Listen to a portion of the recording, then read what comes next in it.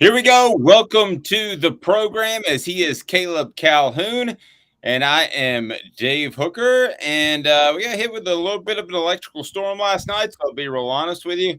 Some interesting things going on with the tech side. Can you hear me okay, Caleb? I can hear you perfect. How you doing, Dave? Good. I'm in an interesting spot right now. So, some of our equipment is not at full function, but here we go. A lot to get to on the program today. I hope you had a fantastic weekend, and whenever you're watching this, I hope you had a great Mother's Day. Happy Mother's Day to you and yours. So, a lot to get to on the program today, including the Johnny Majors estate sale. How should we remember Johnny Majors? And then also on the program, we will get to a couple of different things that pertain to this season, as I know that's what you love. And that will be, man, South Carolina, who I dismissed, Texas A&M, who I think Caleb and I both dismissed at one point, are now one of the more dangerous teams in the SEC, according to 247 Sports. So we'll get to four downs about that. And maybe it's time there's a little bit of comeuppance for me because I wasn't high on South Carolina last year, but are they a program on the rise? Certainly could be the case, as ever since the that insanely unpredictable day in October, the Columbia collapse, South Carolina has been off and running. So, also, a Missouri state law has NIL for for high school players only if they attend college. I'm not sure that that's actually legal per the laws of our nation, but we'll get into that. So a lot to get to, and here we go. Let's start with four downs, Caleb Calhoun, and I want to talk about South Carolina, Texas A&M right now. And South Carolina and Texas A&M are two teams that neither one of us have been particularly high on, but I think we've changed our tune just a little bit differently on South Carolina. So here we go.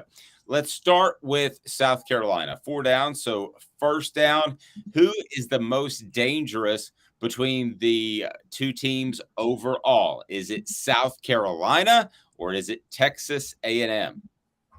Not even a question. It's South Carolina this year. Now, a long term, Texas A&M. I think one day Texas A&M will right this ship. But for 2023, it's South Carolina, and I don't think it's close. Okay, I actually do think it's close. I think that most dangerous. I think South Carolina is in a better direction. I think Jimbo Fisher will eventually get fired when that buyout gets low enough. But as far as for this season, I believe that Texas A&M could be dangerous. I feel like we know what we're getting out of South Carolina this year, and that's going to be probably an 8-9 win team. I don't know if you've seen the over under, but dangerous teams could overlook A&M because I don't think there's a terrible amount of respect for them right now. So I'm actually going to say A&M is more dangerous, maybe because I have a lower ceiling for them, Caleb, than I do South Carolina. So you'll take South Carolina. I will take Texas A&M as the more dangerous team. Okay. Is South Carolina dangerous? In what way? What would define South Carolina being dangerous this year? At the end of the day, we look back and we say South Carolina took a step in the right direction. They were dangerous in 2024. We look back at 2023. What makes them dangerous? Are they dangerous? And for the record, before we go further, Tennessee is on this same list, guys, ahead of South Carolina and Texas A&M, considered more dangerous than those two teams. Right. My concept of dangerous would be a team that you don't think, and this is why it was a little shocking that Tennessee was on here, a team that you don't think will compete for the college football playoff, but could still be very good and could derail other teams' playoff hopes. So that's what South Carolina did to Tennessee last year. That is what they do. They face North Carolina. That's not a team they're going to be dangerous to, but they do visit Georgia, Tennessee, and Texas A&M. Sounds like what's being talked about is they're going to be dangerous against either Georgia or Tennessee on the road. I don't think they're going to be too dangerous against Tennessee. They could be dangerous against Georgia. because Georgia could be overlooking them, and Georgia does have a very young team, and that's the third game of the year. You know this, Dave, as well as I do. A quarterback disparity can be the great equalizer in football, no matter how much more talented one team is than the other. And if Spencer Rattler plays like he did at the end of last year, well, and Georgia doesn't have a quarterback to start the year, well, then all of a sudden you might see something shocking happen in that game. Well, if you want to use they could upset somebody and they're dangerous, then I'm going to say they're definitely dangerous. They beat Tennessee last year. I don't think they will this year, but it could happen. And so since it did last year, I will say it could this year. I think they could beat Florida if that's dangerous. Dangerous to me is, and we'll talk about Tennessee being dangerous. Dangerous to me is beating Georgia and getting to the SEC championship game, and they're not going to do that. I think we would both agree. So maybe we define dangerous a little bit different, but I think we've kind of got them sort of in the same spot. Okay, but they'll win the East before Texas A&M wins the West. I'll tell you that right now. Neither's happening, but the East is way easier. Let's start with that. I'm not going to split a hypothetical hair with you, but I don't like where Alabama's going. And what if Jaden Daniels were to get injured? Texas A&M with a new offensive look.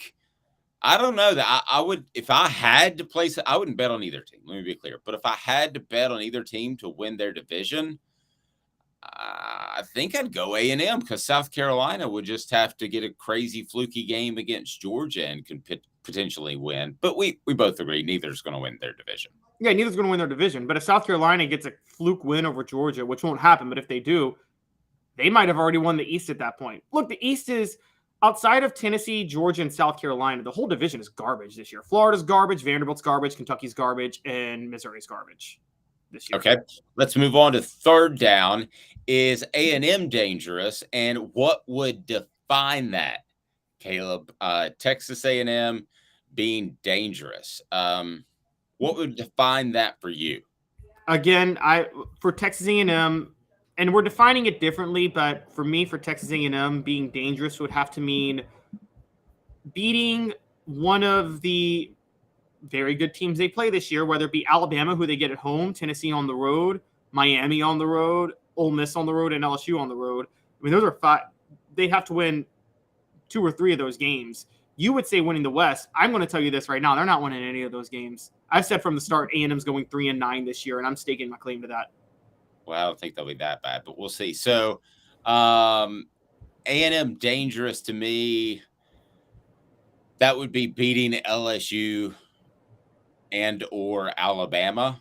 And since I think Alabama is down, could they derail Alabama's attempt to be back to a championship level and make the college football playoff? Yes, I will say they're dangerous enough for that. So by my definition, they're dangerous.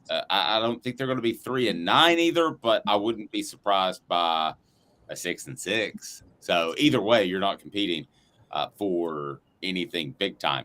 Okay, well, the Vols beat both, and then I want to get into what makes the Vols dangerous and what defines their danger level, Will Robinson. Will the Vols beat both, one or neither? They both show up on the schedule this year. They will beat both. They play them back-to-back with the bye in between. So they have South Carolina, then a bye, and then Texas A&M. They will beat both easily. They'll beat South Carolina because it's going into a bye and they want revenge. And they'll beat Texas A&M because Texas A&M won't be that hard to beat, and they'll be able to look ahead of Texas A&M to Alabama and still win in a blowout. I think Tennessee beats both, and I think they do win both games handily. As far as more dangerous between the two for the Vols, I'll take A&M because I think there is a bit of an unknown there, and I think South Carolina, I think that game has been circled by Tennessee's players as a revenge game. Not that you don't get up for every game, but I think in particular you get up for the South Carolina game. So I actually agree with you on that, even though I think South Carolina is more dangerous. For Tennessee, A&M is more dangerous, largely because Alabama's the next week. So yeah. So okay, so Tennessee, so South Carolina is 6 on this list of most dangerous. Texas A&M is 8, but Tennessee is 5th. So let's get to the Vols. In some ways, dangerous is it's almost a backhanded compliment. It's like you're smarter than you look, and because Caleb, yeah, I mean Tennessee's already dangerous. Dangerous to me defines making the college football playoff. Well, they were right there and number one at one point in the season last year, so I'm not exactly sure what defines this list by 247, but I mean, I think Tennessee's right up there with one of the most dangerous teams in all of college football. They could shake the apple cart. They could make the playoff. We discussed whether or not they're back. That's very debatable, but they're back in terms of competing for a playoff. So that to me is dangerous, and that's a given. So I don't think that them being fifth is any huge, prophetic statement, a profound statement. I don't think that's. I think fifth is maybe a little low. I think the Vols are more dangerous than that. Yeah, you're right. What are we defining as dangerous? That's a good question because, okay, let's go through the list of the first 5 games. Virginia, Austin Peay, Florida, Texas, San Antonio, South Carolina, Texas A&M. Those are the first 6. Tennessee, none of those teams are going to overlook Tennessee, I don't think. Do you think any of those teams would overlook Tennessee? No, I think you're past that point. To me, dangerous is like Tennessee was dangerous last year. They'd get overlooked. Yeah. So then the first game where Tennessee is going to be an underdog, which we both agree is Alabama. I can tell you right now, Alabama's not overlooking Tennessee after last year. Like the way we talk about Tennessee with South Carolina, you don't think Alabama desperately wants to get back at Tennessee this year? And they're not overlooking Tennessee. They may not be good enough to still beat Tennessee, which is a bold statement, but they're not overlooking Tennessee. I'll tell you that much. So the only time you could get to dangerous is when Tennessee faces Georgia the next to last week of the year. And because that's going to be with the SEC East on the line, probably, I doubt Georgia's going to overlook that game. Go ahead and click on that like button. It helps us open up to more people, and subscribe if you haven't done that to this point. Travis says, who's the kid hosting with Dave? As Caleb is not rocking the beard any longer, looking high and tight. I like it. Smoky Mountain Red says, I think A&M with the talent they have, if they can get it together. I'm with Smoky Mountain Red on this. I think if you did a true evaluation from top to bottom on the talent level, that A&M's better. Things break the right way early. They could get on board. The question is, and it's a lot like Tennessee at this time last year, Tennessee's players were absolutely on board. No question about it. And we learned that, but we didn't know it at this time last year, right, Caleb? I mean, we kind of guessed it, that they might be on board. They might win 9 games, but they were on board. I talk to people all the time. I think they're on board this year, but you don't know it until you get through the season. We all thought the 99 Tennessee football team was 100% on board because they had a championship and a chance to win another. It didn't happen. So you just don't know that chemistry, and every team is different. And one thing brought up by our message board that's interesting, 2 different views of Shane Beamer. We got Shane Beamer is a clown, and then Smoky Mountain Red said, I'm not a big fan of Shane Beamer, but if he continues at this trend, I could see the Gators grabbing him.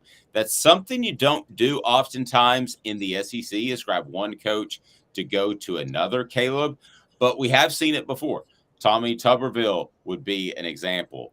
Steve Spurrier, not really an example because there was an interim where he went from the NFL first, but you have Lane Kiffin. That was almost an example.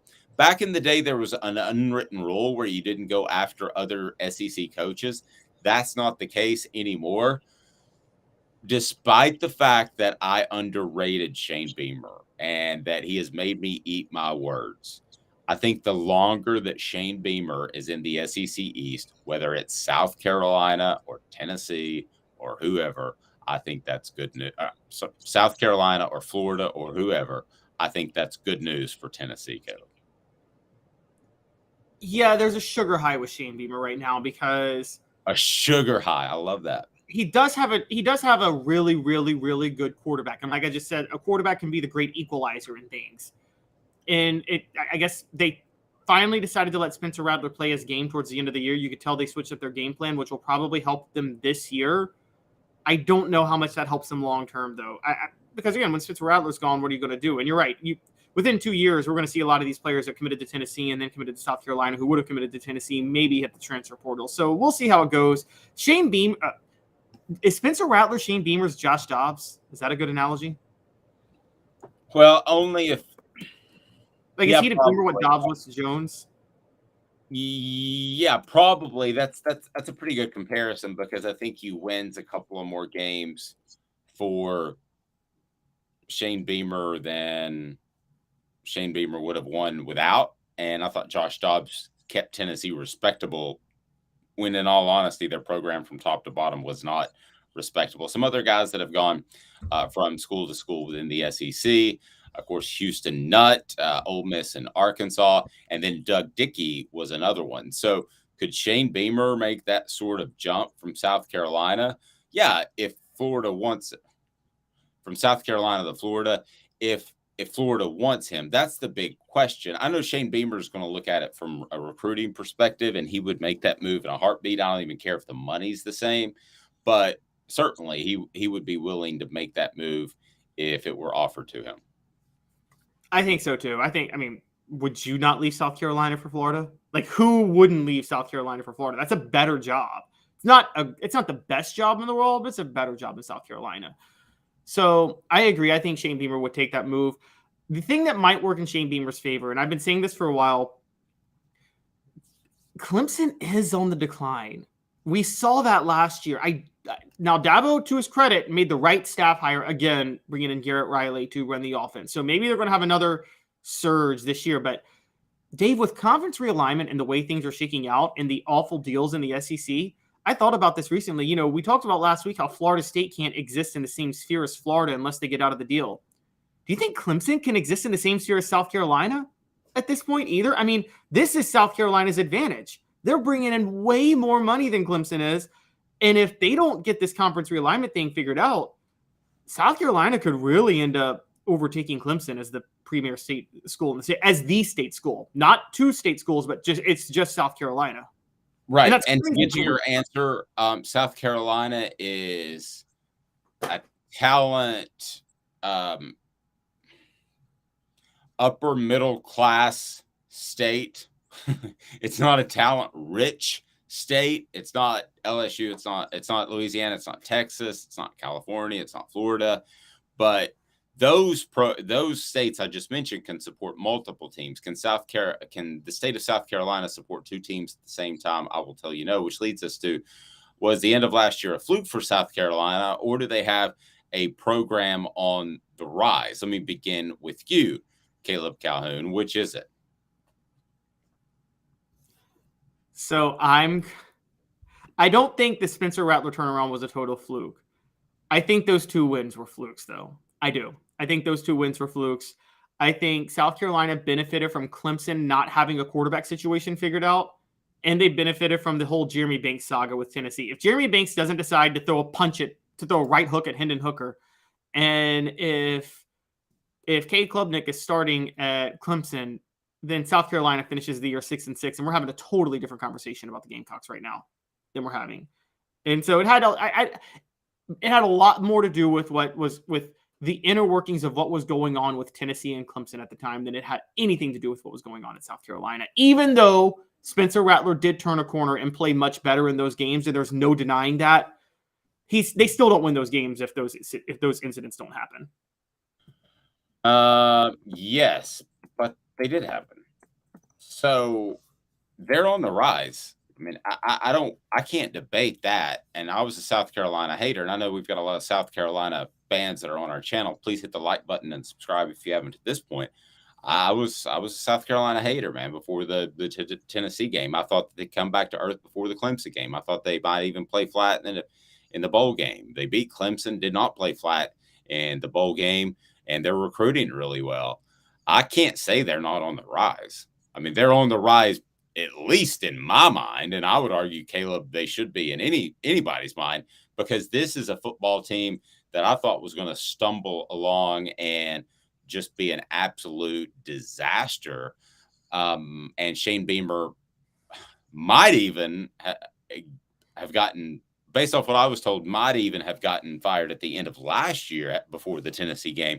but definitely was going to be on the hot seat headed into this year. He's not. So by definition of both recruiting and his job security, they're on the rise. I don't see how we could argue that. You're right. So could two things be true? And I'm trying to think of another program that's like this. Has there ever been a fluke game put a program on the rise? And I mean, actually, yes, there has. What am I saying? 2001 Tennessee LSU put LSU on the rise because of Nick Saban. That's the flukest game of all time. And it made Nick Saban. I'm not saying Shane Beamer is going to be Nick Saban. I'm not saying that. I am saying, though, that there are instances where fluke games can change the trajectory of a program. And it looks like Tennessee and Clemson might have done that for South Carolina in back-to-back weeks. There's no way they get this recruiting class that they're getting right now if those two games don't happen. SC Scout guy said there was absolutely zero chance he was fired last year. I agree with that. What I was told before the Tennessee South Carolina game, SC Scout guys, to kind of clarify a little bit, I was told that he was going to have to make pretty significant changes on his staff, which to me is a step away from getting fired. So I didn't think he was going to get fired at the end of last year. The question I have for South Carolina is when I talk to people in coaching circles, they don't think a lot of that coaching staff. So Shane Beamer might end up being the next best thing since his dad, Frank Beamer, who was a legendary coach, and I got great, mad respect for him.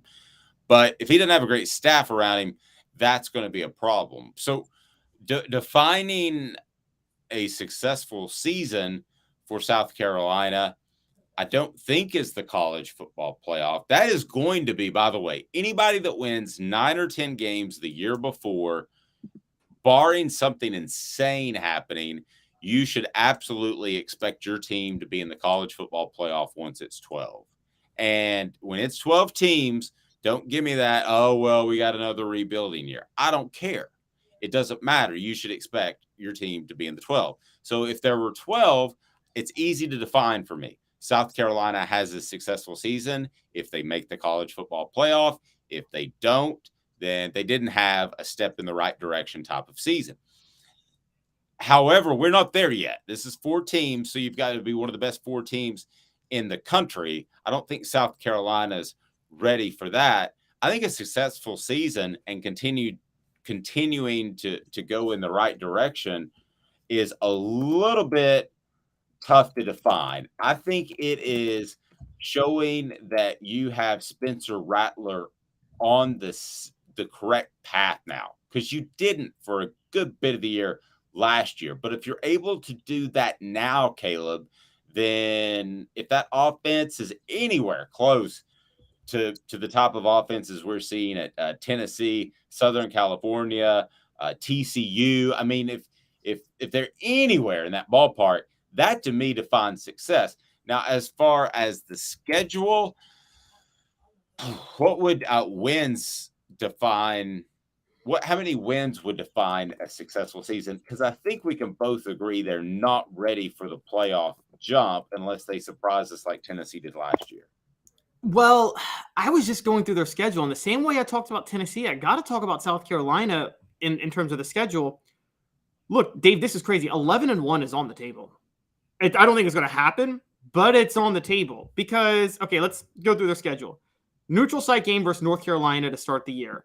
North Carolina was really underwhelming last year. They could win that game. I think that might be a toss-up because Drake May's so good. And I don't know how you feel. I think Drake May's a better NFL prospect than Caleb Williams in 2 years. But I think Drake May's a John Elway type of prospect, and you won't hear me throw that around. There you go. So, yeah, I mean, I think North Carolina could win that game. But, okay, South Carolina could win that game too. So if South Carolina pulls it out, then they get Furman. Okay, they get at Georgia. We assume loss. But then they play Mississippi State at home. They visit Tennessee. I mean, they did beat Tennessee last year. We both think Tennessee is going to win this year, but they did beat them last year. So you can't just write off South Carolina if you're coming from South Carolina's perspective. Then you got Florida at home. Hey, I think South Carolina beats Florida at home, don't you? Yes, I do. So, for instance, we know SC Scout guy is a South Carolina fan. So he says winning 8 games with a chance to win 9, they're still building. I think nowadays with the transfer, SC Scout guy, I think you're setting your bar a little bit low. I think 9 defines whether or not this season is a success for South Carolina. Hoghead says 9-3 or better would be a good step for SC. Who do they lose to outside of Georgia, Tennessee, and Clemson? No, I mean, that's what I'm trying to figure out. SC Sky Guy. I think you got your bar a little bit low. I mean, I got Clemson at home. Yeah, I mean, I think that 9 wins. If they just win 8, I think that would be a disappointment in the wrong direction, and in a lot of ways, it would set South Carolina back for perhaps years because they just re-upped that contract with Shane Beamer. Don't forget some of those dreaded contracts. I mean, Jerry Green had one season when they got bounced by North Carolina at Tennessee where he got a new contract after, and it was like, oh, darn it. We didn't really want to give this to him, but now we're kind of stuck because he won. We've seen that happen before. No offense, SC Scout Guy, but I think that's where South Carolina is going to be in a couple of years. But again, I got nothing. First of a successful season. Yeah, I mean, you have one successful season and then oopsie. All right, so how many wins would you think would be successful? Caleb Calhoun will tell us. It's brought to you by Andy Mason, AndyMasonRealEstate.com. Save thousands or tens of thousands of dollars thanks to the best service, the best prices in the biz. That's AndyMasonRealEstate.com. You'll love him. I sure do. He's fantastic. He's my realtor getting ready to make a move, and he's the first guy I will call. You've got to check out AndyMasonRealEstate.com, and you'll be so happy with the process. Over 40 years of experience in that office, so it's pretty phenomenal. 2 minutes, then coming back, we're going to get into some Johnny Majors talk because his estate went up for sale over the weekend. I'm going to tell you what I think about Johnny Majors. Would he have won a national title had he not been ousted at the University of Tennessee? We'll discuss. Stay tuned. He's Caleb Calhoun. I'm Dave Hooker. And Craving Wings South North Shore location, where we've heard people say that you can get the best wings in East Tennessee. Pero ¿quién es este? El número 87, Jacob Warren. I'll just do 6 on my sauce 87, please. Imposible, señorita. Dale 6 más. Look at these wings. Perfectas, deliciosas, fantásticas. Man, I don't know what you're saying, but it sounds awesome. How do you say fresh, never frozen in Spanish? Frescas, nunca congeladas. Make your way to Craving Wings and get you 6 más. But what was funny about Cadis, we were a full continuum of care at that time. We had detox, we had inpatient, we had outpatient. So we were doing a lot of the things that we do now. But now we just do them so much better. It's really a simple program, but we're complicated people. I am what I am, and now I got to do something about it. You can take your life back. Call Cadis today. Got cataracts? We can fix that. Never miss another moment. With a little help from Doctors Campbell, Cunningham, Taylor, and Hahn at cctis.com. Do you want to own the more that owns every job? Then get to Vassey Lawn and Garden in Cleveland and get you a Toro. I'm David Vassey, here to talk to you about Toro. With a Toro Zero Turn, you'll get more out of every minute and you'll reach the finish line faster. At Vassey's, we like to say, no matter if you're mowing 3 acres a week or 11 lawns a day, homeowners and business owners alike find confidence in equipment they can trust from top to bottom. Vassey Lawn and Garden, Highway 60 North in Cleveland. Man alive, it's worth the drive. Our family has been creating jewelry since 1986, each piece unique with a story all its own. I'm Rick Terry with Rick Terry Jewelry Designs. I'm a jeweler, and I want to be your jeweler. We're grateful that you chose us to be Knoxville's best jeweler. My family and staff look forward to serving you. So please come see us. Kingston Pike and Campbell Station Road in the heart of Farragut and downtown on Gay Street, right next to the Tennessee Theater.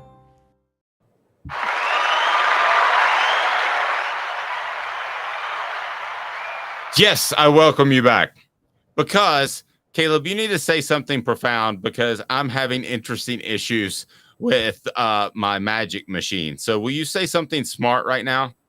And if you just say something smart, and I'm going to be mad at you because that's what John Adams used to always do. I'd say something intriguing. He would No, say, I'm going to address Travis saying I look like I'm 12 because, Travis, just so you know, I turned 35 this week. Oh, this week? I turned 35 on Wednesday. On Wednesday. So I do love the fact, when I was 16, I hated when I was told, like, you look like you're 8.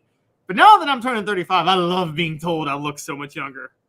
Yeah, absolutely. I got that like up until like 5 years ago, and then it just stopped. Like all of a sudden stopped, like at 45. So I just turned 49. And so I asked somebody over the weekend, I said, we were out and about, and I said, how old do you think I look? And she flat out looked at me and said, 60. To be fair, how old was she? She was like 24. She was a server at a restaurant. Okay, she should have gotten the age right, though. She was 24. Like, if like a 12-year-old... You said she was joking, but then it was too late. The dagger was in. Yeah, she wasn't joking. I mean, once you say that, you can pull the dagger out, but it still hurts. I think I got my machine working. Peter Griffin, bring us back. You're listening to The Dave Hooker Show, a presentation of OffTheHookSports.com. The internet is full of pictures of each and every one of you. Available on YouTube, Apple, Spotify, and the Off the Hook Sports app. Download now for free. Is there nothing you people can't do? Also available on OffTheHookSports.com. Caleb, you've gotten to know me. Would you consider me objective? Very objective. Dave, you are the most objective person I know. Thank you. Damn 60-year-old. Leaping objective 60-year-old is what the hell I am. You know what's funny is I think one of the funny things about objective, and I know that people say whether, you shouldn't be a fan of somebody because you got to be objective. I disagree with that. As I've gotten older, I think it doesn't matter whether or not you're a fan. You can still be fully objective whether or not you root for a team. I'm a Titans fan. I'm very objective about the Titans, believe me. And I think you're the same way with the Cowboys. No, I'm a jackass with the Cowboys. I will throw stuff to TV. I'm not objective. No, but you're objective in the sense that you're very aware of whether or not they're going to suck this year. Yeah, well, that's every year since 1995 or 96 because they won it in 95. So 96, I thought, actually, I knew with Barry Switzer they weren't going to keep it rolling. But anyway, okay, yeah. Okay, so I do consider myself objective, and I will tell everybody on this message board because I consider you like family and part of the group. When we left Peyton Manning's last game in the Orange Bowl at the 1998 Orange Bowl against Nebraska, I took off my Tennessee shirt, and I told my wife, I said, I'm not going to be a Tennessee fan anymore. I'm still going to appreciate it, and I love college football. And I'm going to love the SEC more than anything in the world, but I don't think I can do this. My wife looked at me because I was the guy that threw stuff at the TV when Tennessee lost. And my wife looked at me, and happy Mother's Day to the best mom in the world yesterday. But my wife looked at me and she said, she never curses. Bull bleep. She was like, you're not going to be able to put it down. And I did. And the other reason I put it down is because it's just like that 2001 LSU game. I was really mad about that game because I was going to go to LA. I was going to go to LA, the SEC championship game. Now, I got mad about that. It probably affected my reporting and question asking after. I'm just going to be real honest with you. So I put down my objectivity. Is it better when Tennessee does better for my business and what Caleb and I do? Absolutely. But I try to put that down. That being said, I go strict crazy fanboy off one person at the University of Tennessee and with history of the University of Tennessee. And the other guy that I might, if he was still alive, would be Reggie White. But the one guy I kind of went fanboy over, and we developed a relationship, which was really cool. We were going to do the Johnny Major show, and I was his co-host, and we did a pilot. And as it turns out, the person who was putting it all together and basically in charge of selling it could not get it sold because he had a health issue that cropped up right in the middle of it. So we had the stations lined up and everything. But I'll go ahead and tell you from personal experience, the advertisers are the most important. So we thank all of our advertisers. By the way, portions of the program brought to you by City Heating and Air Conditioning. City Heat and Air, integrity matters. 50 years, they're awesome. And they will take care of your unit with integrity. Integrity matters. Okay. So I go straight fanboy on Johnny Majors. I grew up at that time. You've got to think. I was born in 1974. So my first memories of football were around 80. I mean, one of my first memories, it was the catch that Dwight Clark reeled in the NFL. Some of my first memories were the 9-6 Alabama game where Tennessee had a kick block. So those were my memories. And he was the coach for so long. It wasn't like a revolving door at all. And then it got to the point where I covered people, and I'm not trying to say they were peers. Like I knew as much football as a Philip Fulmer, or I could throw the ball as well as a Peyton Manning. But when I covered them, they were more peers. By the way, Rebecca says, enjoy that baby face, Caleb. My husband has one of those and still looks 15 at 53. He barely shaves. There we go. I shave all the time. And just my face. So, but I went fanboy over Johnny Majors. And he comes to me, and he pulls me aside. He's like, hey, so you need to, Dave, you got to help me? A tendency to go on a little long, and you just nudge me by going along in this pilot that we did. So when I see his estate going up for sale, it's kind of a reminder that we all get old. And it's a reminder of how successful he was. And I don't think some of our younger listeners, like Rebecca, I think I can barely see her picture, and I think she's 28. But he was not just a coach that had Tennessee knocking on the door for a national title. He was a guy who went to Pitt and won a national title, created a Heisman Trophy winner at Pitt, Tony Dorsett, which later changed to Tony Dorsett, much like Theismann to Theismann, so Joe Theismann could hopefully win the Heisman. So I don't know why it's changed to Dorsett, though. But anyway, so he had an incredible career at Tennessee. He was one of the best players of his generation. How good was he in the 50s, Caleb? Where would he rank among the best players in that group? 2, 3, 4? Among the best players in the 50s? Yes. Specifically the 50s, he might be number one. I mean, he might be above, in terms of college, you got Doug Atkins, Hank Larcella, who should have won the Heisman also, by the way, in 1951. That's it. It's Johnny Majors, Doug Atkins, Hank Larcella. That's it. And Johnny Majors probably, I would say, was number one as a college football player. Doug Atkins, NFL, totally different story. But yeah, Johnny Majors was the best player in college of those three. Did I ever tell you about the time that Doug Atkins, before NFL games, used to take his .22 and shoot birds out of the rafters at Comiskey Park before games?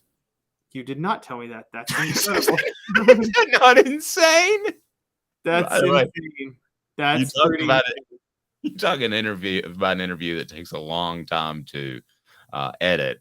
That man cursed more than anybody I know. I don't know what we're going to do when we have Al Wilson on the Celebrate 98 series. You need to be sure like and subscribe to that. That's going to be, I'm going to have to buy Caleb a special birthday present to edit some of that out, but that's fine. All right. So know this, that I'm strict fanboy when it comes to Johnny Majors. Love him. He was always super nice to me. And man, just great. Okay. So he's the only guy that I've ever covered that I called coach, because these guys ain't my coach. I don't call, really the only sports term I use is commissioner. If you're the commissioner of the SEC, I will say commissioner. Although I referred to Roy Kramer as just Roy one time, and Jimmy Himes was not happy with that. So he's the one guy I call coach. So I want to ask you this question. Would he have won? His estate's on sale now. Would he have won a national championship at Tennessee?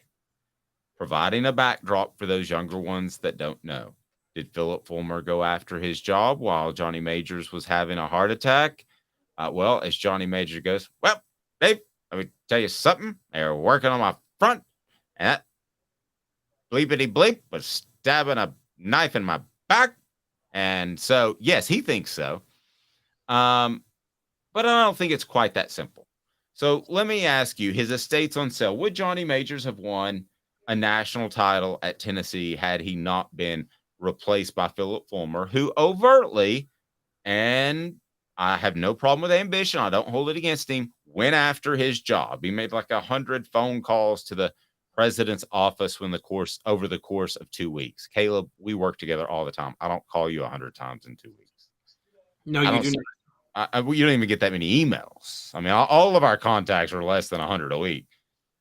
So clearly he was out to get the job. Would he have won a national title at Tennessee if not for the change? So this is really hard to say because, like, it's one of the hardest questions of my career, to be real honest with you. Because, okay, like, let's take the national title Tennessee won in 98. Fulmer as a program runner is not like, to me, national title caliber as head coach. It's just he had the right staff and all the talent at the right time in 98. Got breaks, yes. So the question with Majors becomes, okay, does Majors what led to Tennessee's 98 national title? Fulmer getting the recruiting heist of the century in Peyton Manning, which in turn led to a lot of high-profile athletes wanting to commit to Tennessee afterward because Peyton Manning was there. And the truth of the matter is that was because of David Cutcliffe. If Fulmer's Johnny Majors' offensive coordinator, does Tennessee really land Peyton Manning in 1994, Dave? Because we know that he committed to David Cutcliffe, not Philip Fulmer.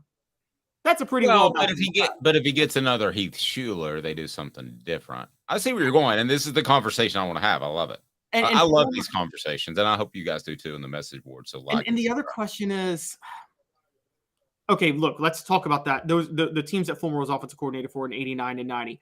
I mean, you talk about the only teams that the late 90s teams that could compete with the late 90s teams in terms of talent was that 89 and 90 offense. Those offenses were loaded with talent. You know that, Dave, more than I do. And but don't forget 91 and 92. Those Notre Dame matchups, that was the most amazing collection of talent I've ever seen. 89 to 92, that little run right there, that 4-year run.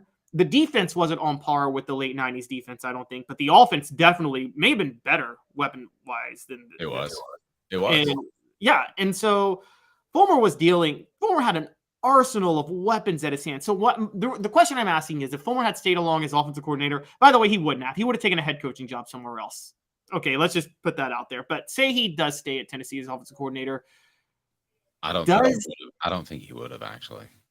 Okay, you're right. I don't think he would have. I think he would have waited 5-6 years for Johnny Majors to eventually retire because he was so loyal to, or he would have hated Majors. But that sidetracks us. Go ahead. So does he win a championship? Continue in that path because I don't think Fulmer is as good of an offensive coordinator as David Cutcliffe, and that's where I was going with that. And I don't think Fulmer could tailor his offense, going from tailoring it to Heath Shuler to a Peyton Manning to a team. I mean, I don't think he could do what David Cutcliffe could do as an offensive coordinator. I'm just going to say it. I think Fulmer actually, as an OC, underachieved with the talent he had in 89 and 90. There, I'm going to say it. I think he underachieved with the talent he had in 89 and 90.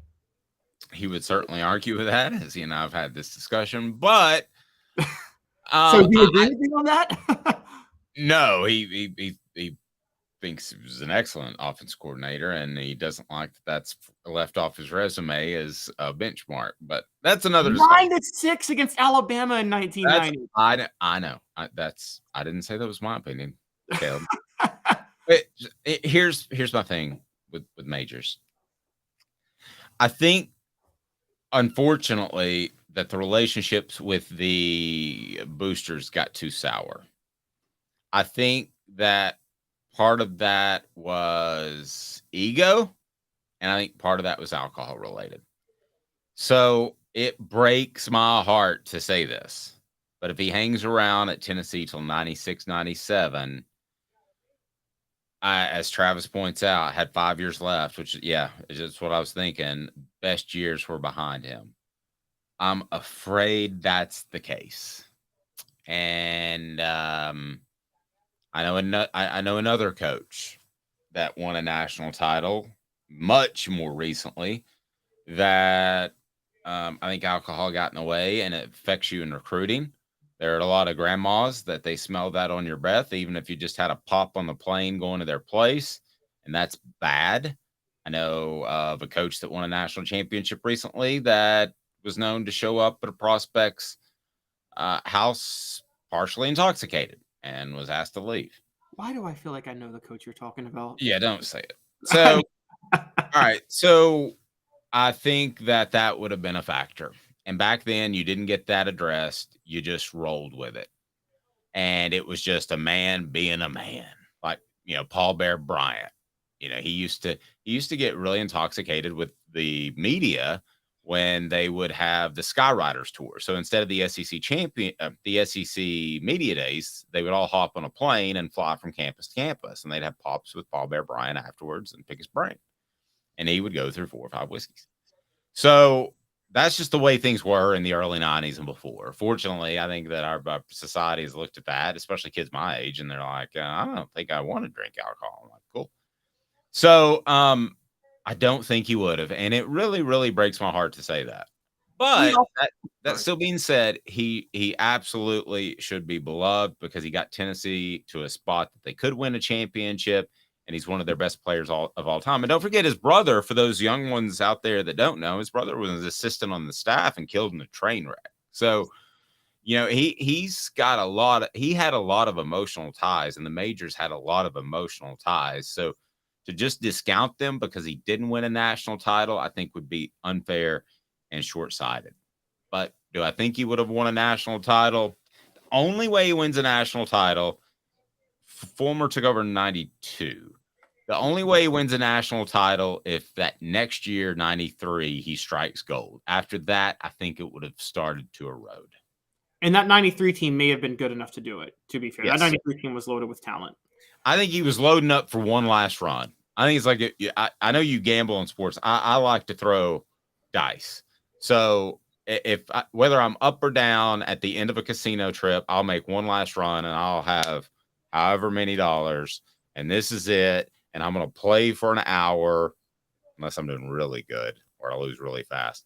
And that's it. That's my last run. I think he was loaded up for his last run in 93, and that did get taken away from him. It's like when those 08 Celtics got together. They were loading up for one championship run. They were all towards the end of their careers, and they knew this was their chance.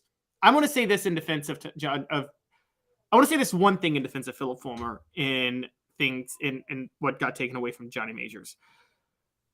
I want to be fair here from the other side to give the perspective.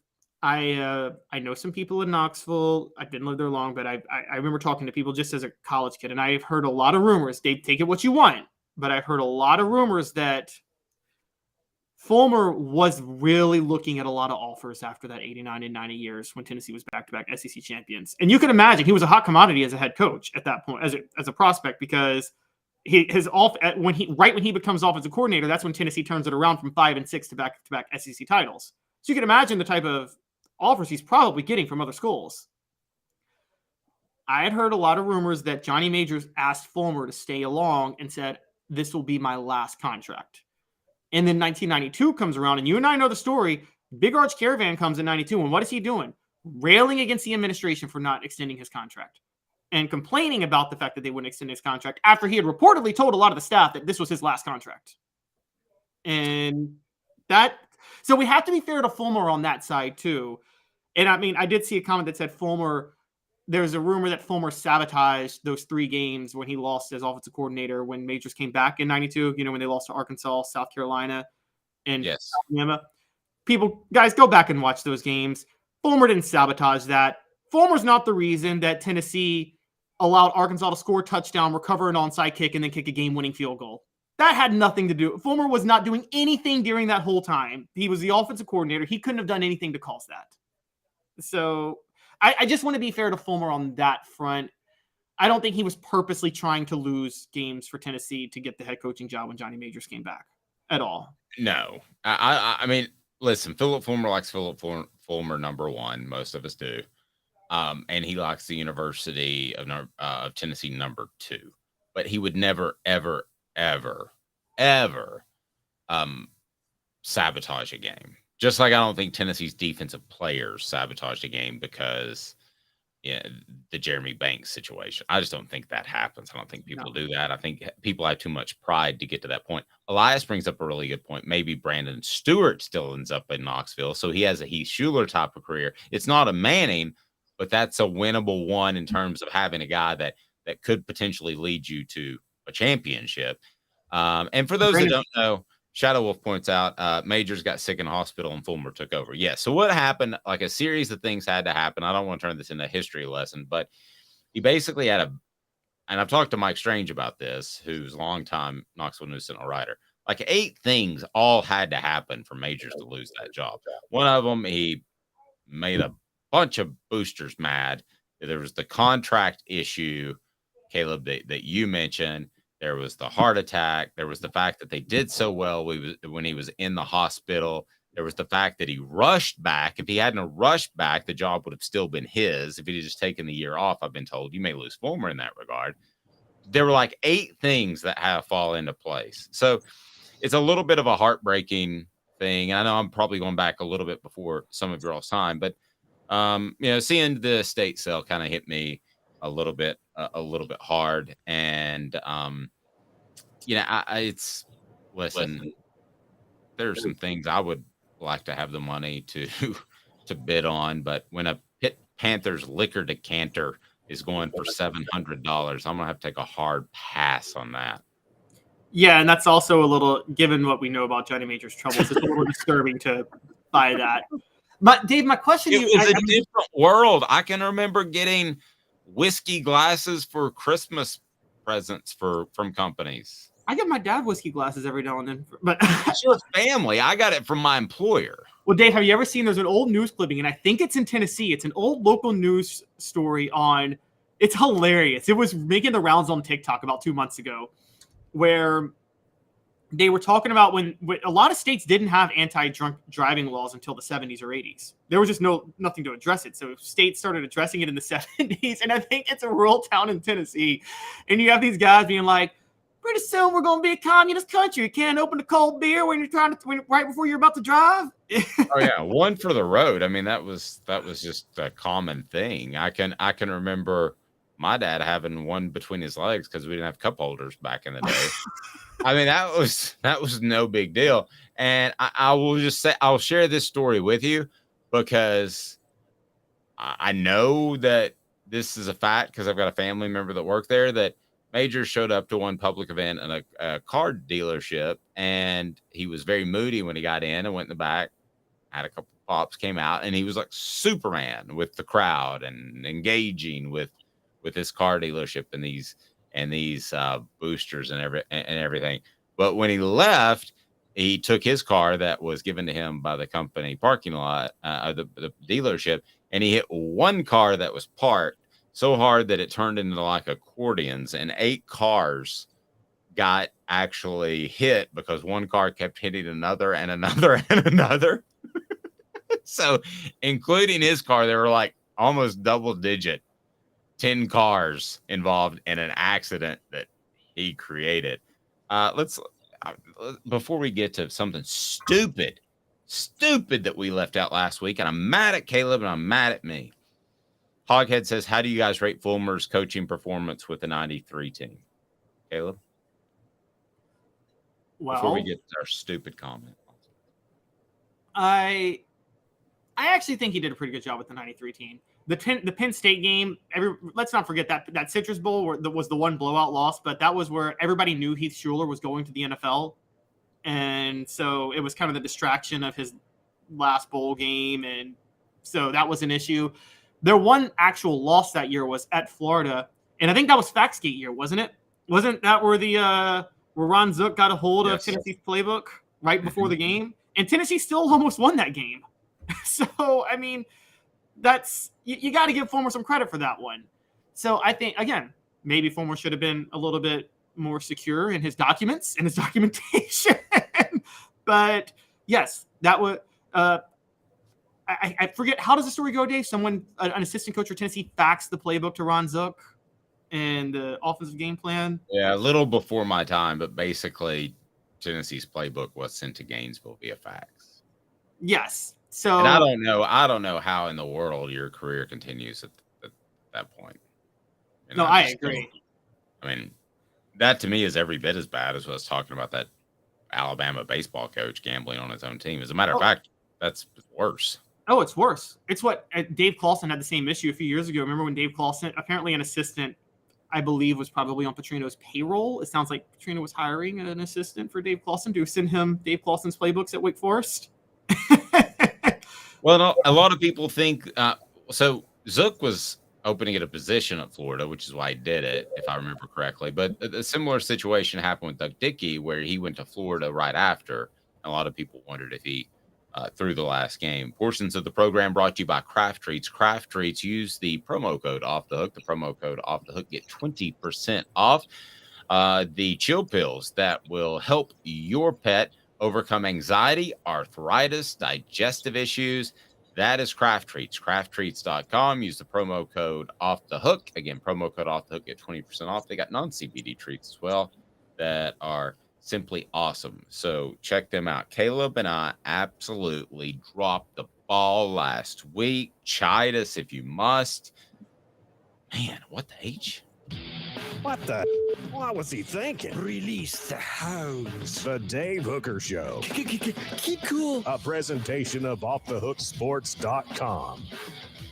Talked about breakout performances last week, and I read everything on the message board, guys, so you know. So not just now, but on our Celebrate 98 series, on our ball reports with Jacob Warren and Cooper Mays, and I reply to all of them. So, and you guys give me great topic ideas.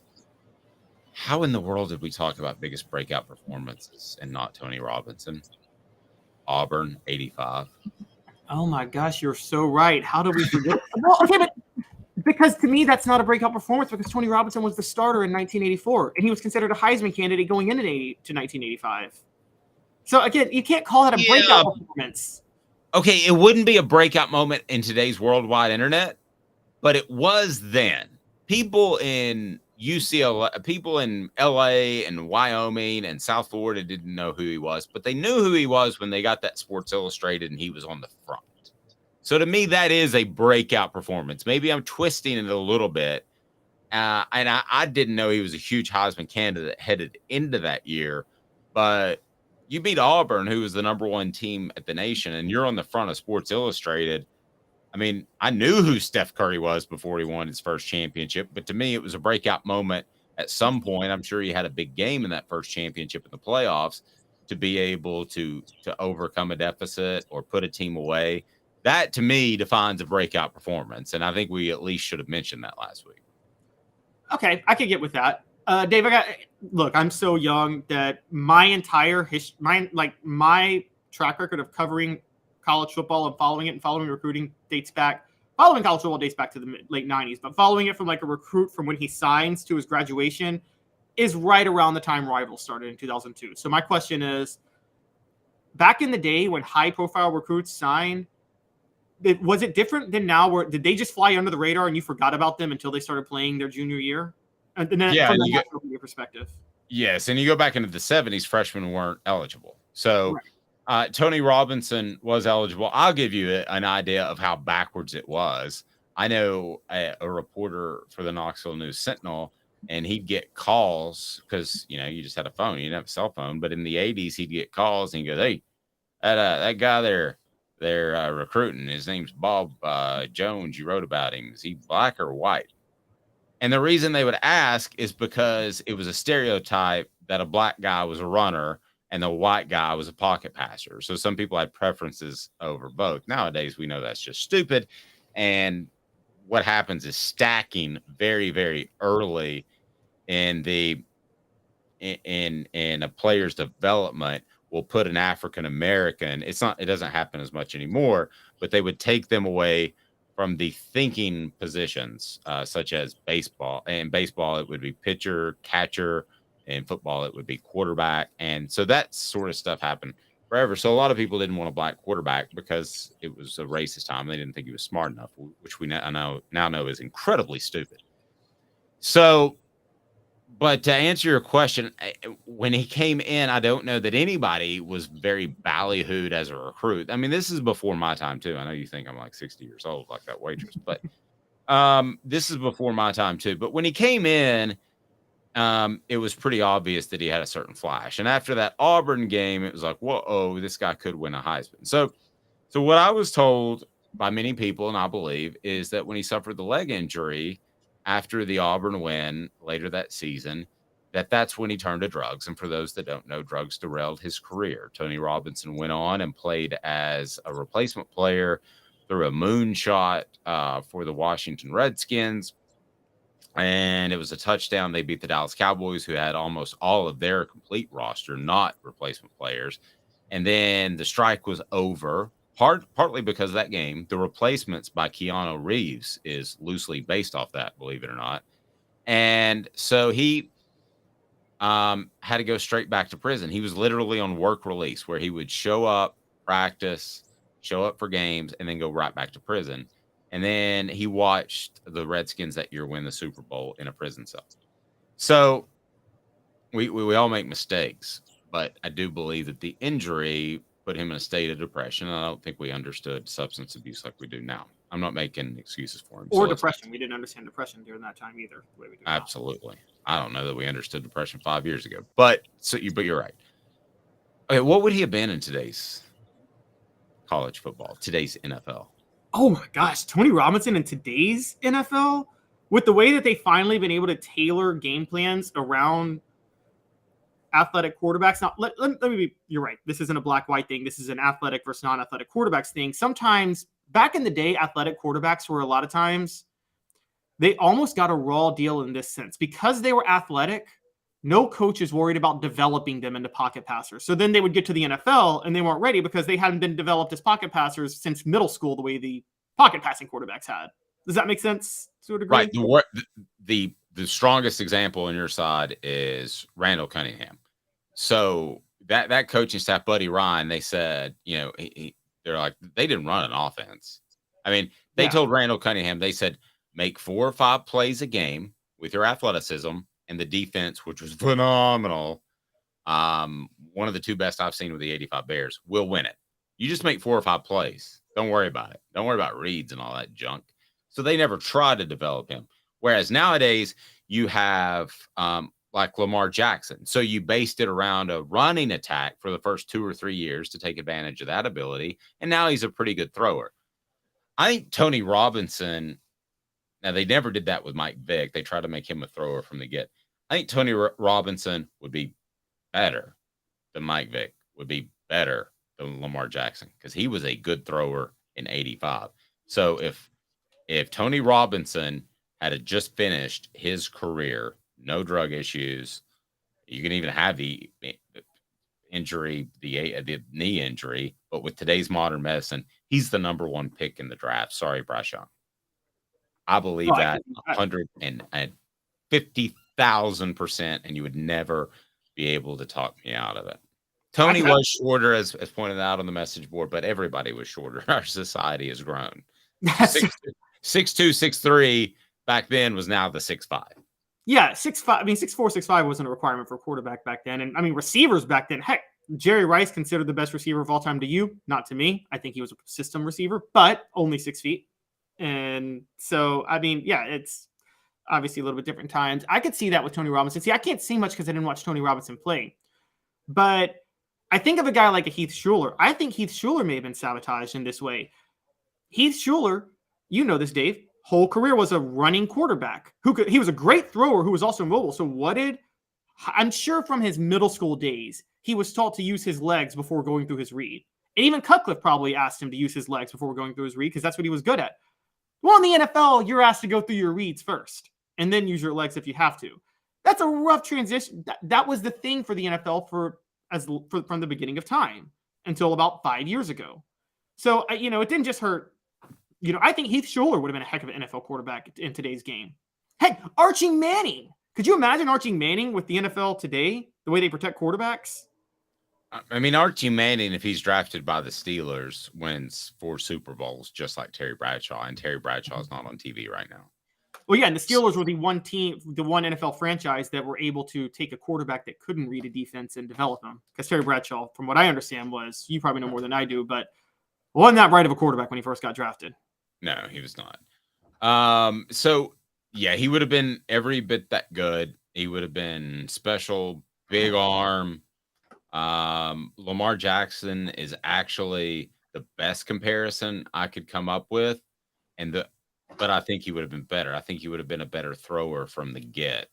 And Lamar Jackson has developed into a fine thrower. So that offense is not as just tailor-made to his running ability. But I hate that we left him out last week. I think he was that special. And we talk about breakout players. Again, people knew who he was, but when he did that against Auburn, it was way, way different. Hit that like and subscribe button. We greatly appreciate that. Portions of the program brought to you by Zul Beer, XULbeer.com.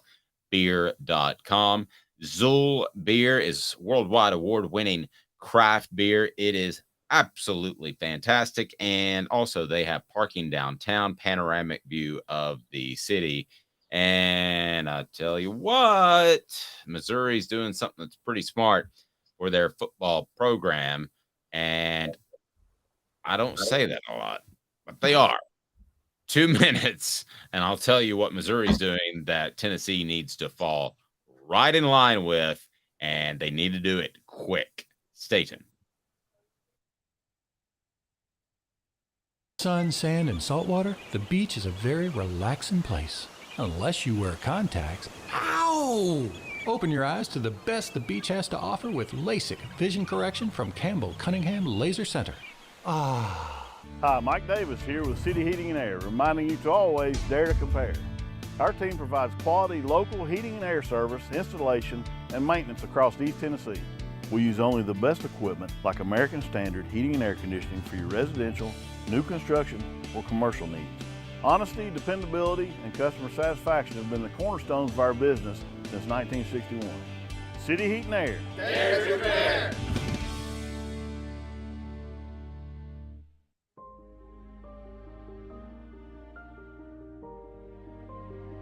Our family has been creating one-of-a-kind pieces of jewelry in West Knoxville since 1986.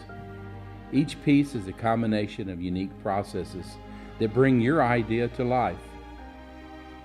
Every day in our shop, a truly special item with a story all its own is being manufactured in our facility, bringing the history and family sentiment into a whole new generation of life.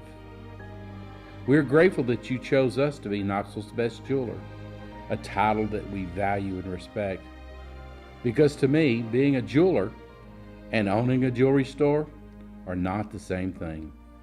I'm Rick Terry. I'm a jeweler, and we want to be your jeweler. Kingston Pike and Campbell Station Road in the heart of Farragut, and downtown on Gay Street right next to the Tennessee Theater. When you want a hard cider that's easy to enjoy, one that's crafted to perfection, you need Tennessee Cider Company. Some say it's the signature cider of the South. Others say it's the cure to your craving. They all say you'll savor every sip. With a selection of ciders free to sample, all it takes is one taste. Visit tncidercompany.com for more information, as well as to shop our ciders and merchandise online. Thirsty yet? Doors open at 10 a.m. Who's this guy? Hello, wizard. The Dave Hooker Show, a presentation of Off the Hook Sports. What? YouTube, Apple, Spotify, and the free Off the Hook Sports app. Back to Dave Hooker. Message board moments brought to you by Bassey Lawn and Garden. Man alive, it's worth the drive. Whether you're in Knoxville, Nashville, Chattanooga, it's in Cleveland, Tennessee, and they've got buying power that will take you to another level. It's completely phenomenal. Bassey Lawn and Garden, man alive, it is worth the drive. Residential mowers, but think about those industrial mowers and the commercial mowers that will save you a ton of money. So message board thoughts. Hoghead says, do you think we would have won the 97 Florida game if Fulmer had realized that Jamal Lewis was actually on the team? He did not play. Mark Levine did, but I believe Mark Levine only had about 9 or 11 carries. You might want to look that up for me, Caleb. So I don't think they were committed to running the football. Now, Jamal could break, maybe he breaks an 80-yarder, and then you're like, oh, I'm Philip Fulmer. I'm the head coach, and I'm an offensive line guy. I'm going to be committed to running the ball. But if he had the same amount of touches as Levine, I'd probably say no. I know that's an unpopular decision. Travis saying Megatron. More important thing from that game, too. If you remember, Dave, that 97 Florida game may have been the worst performance in history by a Tennessee football offensive line. Jamal Lewis couldn't pass protect. It would have been worse had he started that game. Peyton Manning was already under pressure the whole game. Remember that? Yes. Oh, yeah, no, I do. Yeah, I was like on the 11th row of the student section. My buddy didn't make it, though, because he was the one who was supposed to sneak all the alcohol in. Sorry. I made it. I think he gave it there's to a reason there's a reason I put it all in his backpack. I think he gave it to the offensive line that day because that offensive line they all should have quit for the way they were horrible with the way they protected Peyton Manning that day. Megatron was the best wide receiver ever on the message board by Travis. Might have been, we'll never know. That's what scares me about Hendon Hooker, but I don't want to go down that path. Randy Moss was. Sorry. I would go Randy Moss, number 1, overall. But this sounds crazy. If I had to pick somebody that was not a quarterback, I would take Jerry Rice. And I know you think I'm crazy. All right, so he's just rolling his eyes. Overrated. Okay. Elias says memory gets a bit fuzzy there, but I remember folks being very surprised how much Tennessee struggled rushing in early 97. Elias also adding, wasn't Brian Darden some sort of mega recruit? Brian Darden is the ultimate go-to of a guy that not only was a mega recruit, but people saw in preseason camp and thought that he was going to be a phenom. I'm talking about guys that know ball, and that was before my time, but guys like Jimmy Himes thought that he was going to be a superstar, and he ended up being nothing. I don't know the complete backstory of why not. And then Shadow Wolf says Jamal was NFL looking when he walked through the door at Tennessee. I do think there's a lot of truth to that. And right. Alabama players are NFL looking all the time, and they still win titles. Now, I mean, Jamal's junior year, 97, 98, 99. So that would have been 99. I mean, he should have just taken the year off and gone to the NFL. Oh, I agree. As a matter of fact, Travis Henry was significantly better that year than Jamal Lewis. I mean, I remember watching in 99 thinking that Travis Henry was the better running back, honestly, long term. And then we realized, you're right, Jamal Lewis was just trying to protect himself for the NFL. But who can blame him for that? Yep. Okay, so here we go in an interesting development. We like to bring you the good stuff, and this is something that could affect Missouri, could affect Tennessee, and therefore affect the SEC and what is now the SEC East. And that is some changes with the NIL rules, and they're taking place in the state of Missouri. So let's get to that. Brought to you by Campbell Cunningham, Taylor, and Hahn. Campbell Cunningham, Taylor, and Hahn fixed my vision. Not far-sighted, not nearsighted. It's perfect. No contacts, no glasses. It is absolutely awesome. So Campbell Cunningham, Taylor, and Hahn, cataract surgery as well, which you may need. So think of that for your loved one because the doctors are local and they have the vision centers all over East Tennessee to take care of your annual checkups and such. So Tennessee's ahead of the NIL. We would all agree with that. Tennessee and the NIL seem made for each other because of Tennessee's hunger and their ability to provide those hungry boosters with opportunities to buy players, which is exactly what we're talking about. As someone told me, it's as simple as this. Player X goes from one school, that school offers X, another school offers X, another school offers X, and he takes the highest bid. So that's what we're about. The days of, man, I grew up wanting to play for this school are still there. But when you're talking about transfers, they're really not. Now, I think there are advantages of going to places that fit your style, like a Dante Thornton to Tennessee. But it's a lot about cash. Tell me what Missouri, the state of Missouri, not the University of Missouri, is doing to help Eli Drinkwitz other than providing him with free toupees. What Missouri is doing right now, and this is very much ahead of the curve, and I don't know if it's good or bad for the sport yet if other teams do it, but they are passing an NIL law that it addresses a lot of things with the NIL that's a little bit of a pushback against the NCAA that I don't want to go into. The legislature's already passed it. It's waiting to be signed by the governor. But the crux of this NIL law is this. high school recruits will be allowed to enter NIL deals and start earning endorsement money as soon as they sign with an in-state program. High school recruits in Missouri are effectively being bribed to stay in state at this point. Now, you could make the case that a lot of people are having a problem with this. You could make the case of, oh my gosh, how could you do that with, trying to force kids to stay in state or bribe them to stay in state? Well, guess what, Dave? How many states have lottery scholarships to try to bribe kids to stay in state with academics and go to in-state schools? I mean, this is a common thing. You want the best at whatever. You want the best kids in your state at whatever they're good at to stay within the state. So I don't blame Missouri for doing this. The question becomes, if you're a school that recruits national like Tennessee, what happens when the state of Georgia decides to do this, or the state of Louisiana decides to do this? Okay, so let me clarify for the record. Here's what makes this law different. So you can get NIL money in high school in Tennessee. I could go out and sponsor a guy, and we could be rolling with that. In Georgia right now, it's under consideration, and there have been a couple of states. Alabama confirmed it was prohibited. Florida confirmed prohibited. So that just gives it. South Carolina confirmed prohibited. So you can't do it there. Tennessee, you can. But there's no attachment to going Tennessee like the Hope Scholarship. So, for instance, my son qualified for a lot of Hope Scholarship. We get nothing out of that because he's not that it strikes me that is hurtful, but maybe. And he gets none of that because he's going out of state. So they only get this NIL money if they sign with Missouri. First of all, or some other Division II school that plays football. Right, inside of the state. First of all, that seems very illegal to me. Okay. But you say it's already just needs to be signed off. I mean, what can anybody do to stop it? I guess nothing. I trust you in the legal stuff. First of all, that sounds very, very illegal. Okay. Because you're determining where a kid can play ball, which is the same thing that the that college football was doing by not paying players. I mean, that was illegal. They're 18 years old. Second of all, if you're 18 years old, and I think it's stupid that people can't drink at 18, but they can go fight for our country and die. Okay. But for whatever reason, we pick that age as you're an adult. Argue in society nowadays, you're really not an adult until about 22, Caleb. I don't know about you, but I wasn't. Most of my friends weren't.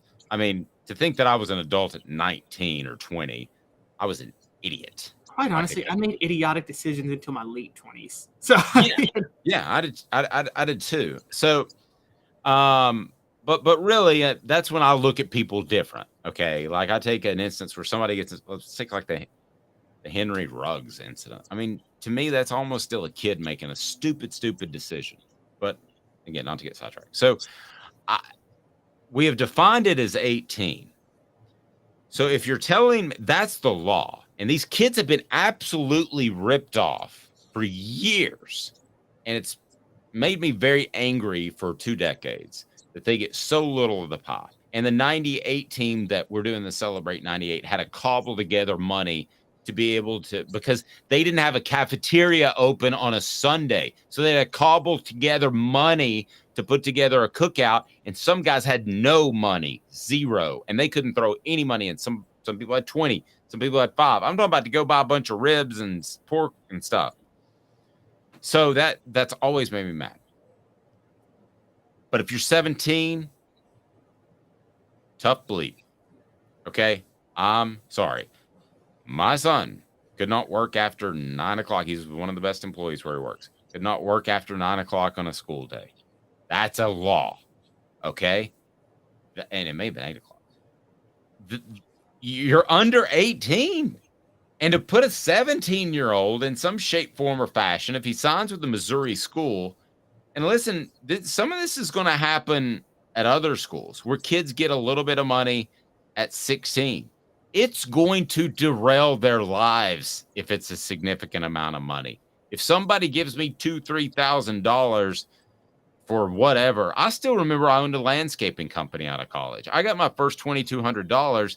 And again, I was in that 20s age, 22, I think, First thing, we went to Atlanta and spent like 500 of it. How stupid was that? Party time, me and the missus. And this, to me, it puts the kids in a very dangerous position because they got big time cash in their pocket. We've talked about gambling last week. It also is a disservice, much like college football playing football on Friday night, which that decision was made 10, 15 years ago and still makes me mad.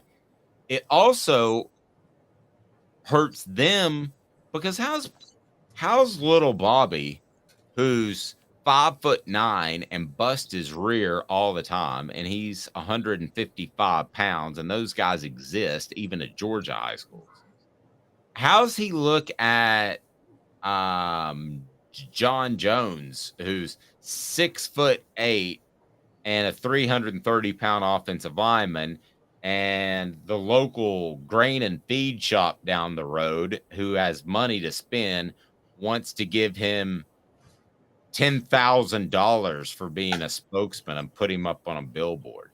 You're just not emotionally mature for any of this. And I got in a discussion with this about Georgia, and they're fighting it so hard. And it looks like they've won. The Georgia Coaches Association is really strong. So that's why it's prohibited there right now, but it could change, as Caleb mentioned. This is not the right thing for the kids. I mean, NIL in college was the right thing for the kids. This is wrong for the kids, Caleb.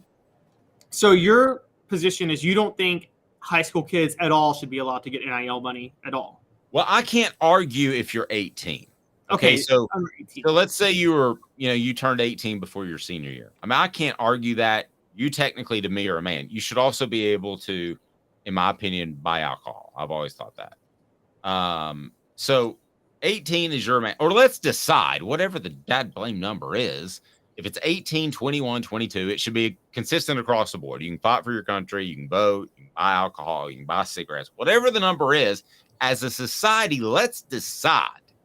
Okay? But right now, what we're going to do, this is football's grand idea, is they're just going to throw a bunch of cash at some high school kids that have proven a thimble's worth of stuff.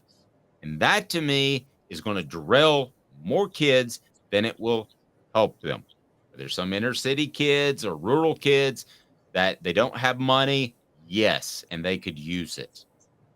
But are those kids, the numbers of those kids, compared to the number of kids that are going to get cash and it's going to derail their career, is not even going to be comparable.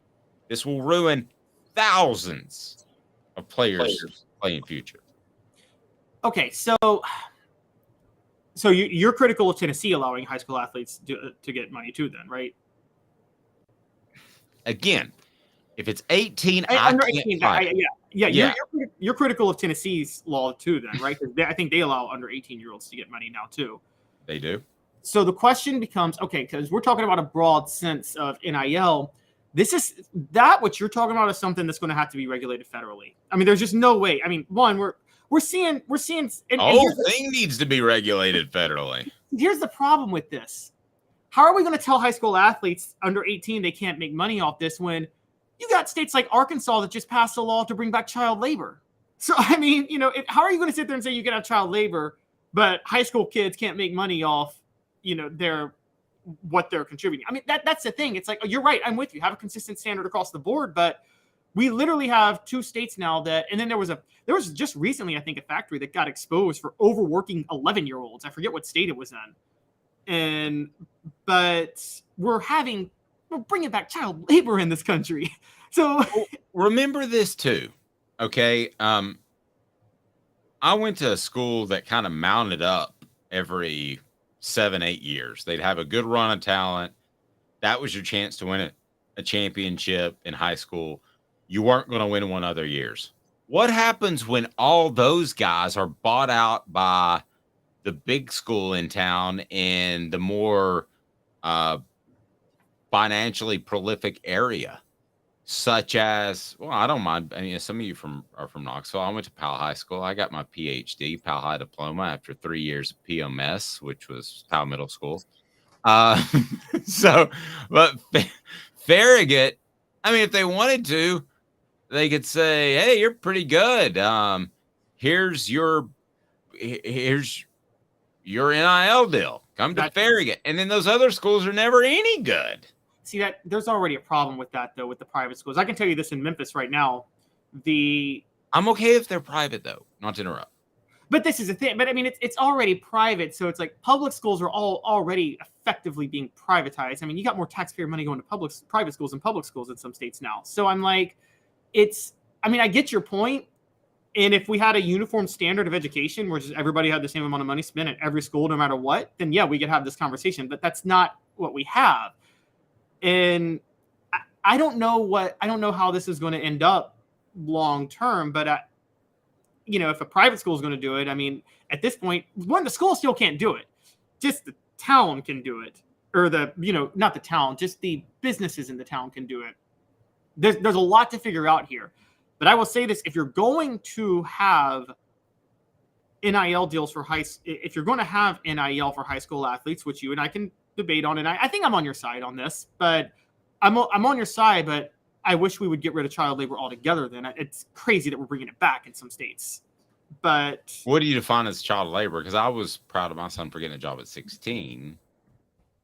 But it had to be he could only work like 20, 25 hours, and it couldn't be after 9 o'clock on a school night. Okay, so basically in Arkansas, they just signed a law that people under 16 can get hired for work without the Division of Labor's permission, which is it's kind of a permit you have to get to. You have to have like a special permit, I think, a lot of times to hire under 16-year-olds. That you can put a kid to work at the Walmart factory in Arkansas? Is that what we're saying?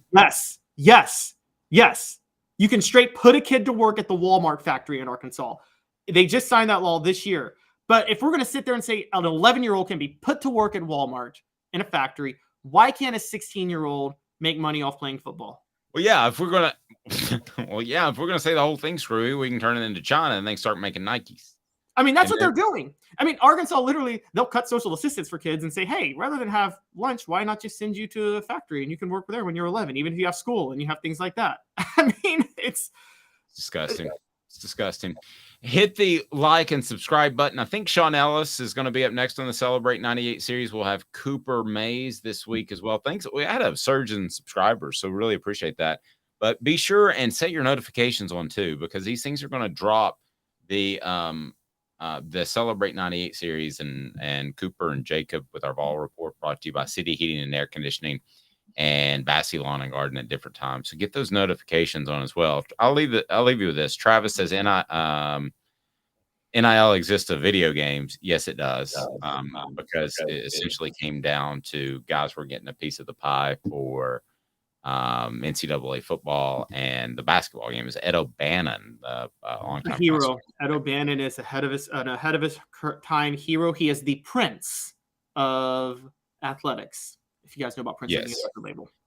So, and then Travis went on to say no one is buying high school video games or buying jerseys. That's true, but you got a lot of high school boosters that cobble together money to pay coaches outside of their regular pay. And I'm talking about public schools, not private schools.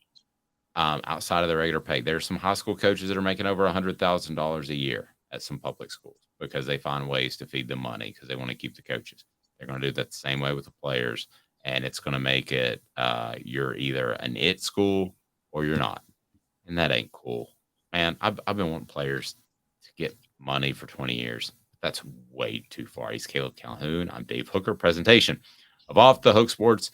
It is weekdays at 10 a.m. We'll talk to you next time. Have a fantastic morning, afternoon, evening, whatever the